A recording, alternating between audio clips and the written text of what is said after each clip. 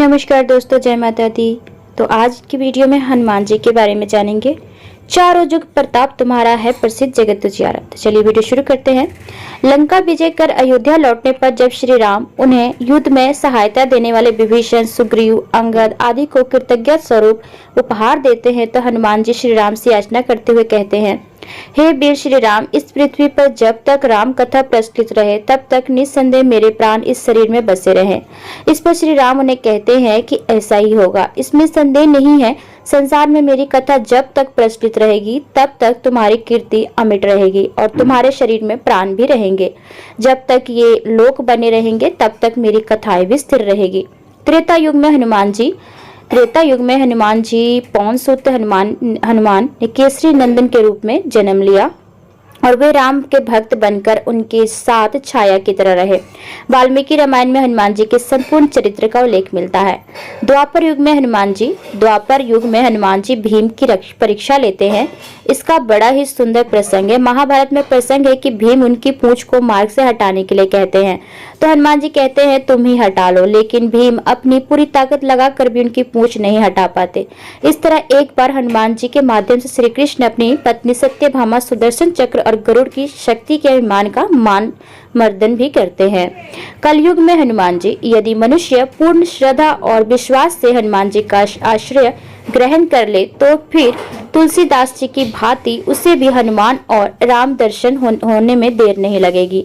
कलयुग में हनुमान जी ने अपने भक्तों को उनके होने का आभास कराया है। ये वचन हनुमान जी ने तुलसीदास से कहे थे। चित्रकूट के घाट पे भई संतन के भीड़, तुलसीदास चंदन किसे तिलक देत रघुबीर।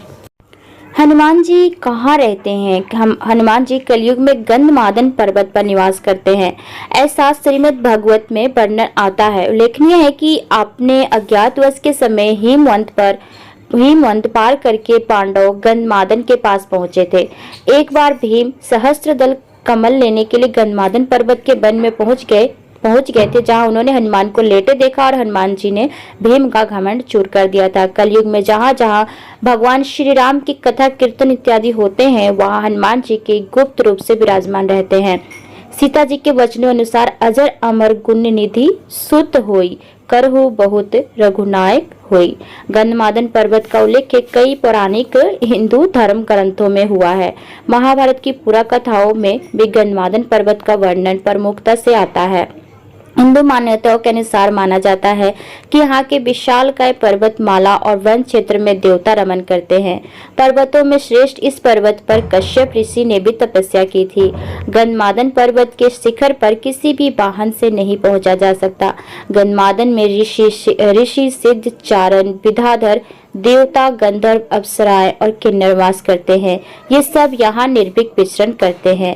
इसी नाम से एक और पर्वत रामेश्वर के पास भी स्थित है, जहाँ से हनुमान जी ने समुद्र पार करने के लिए छलांग लगाई थी। सुमेरु पर्वत की चारों दिशाओं में स्थित गजदंत पर्वतों में से एक को उस काल में गंधमादन पर्वत कहा जाता है। आज के यह क्षेत्र तिब्बत के इलाके में है। तो उम्मीद करती हूँ आप सबको वीडियो पसंद आई होगी। तो चलिए मिलते हैं आपसे अगली वीडियो में, तब तक के लिए आज्ञा दीजिए। धन्यवाद।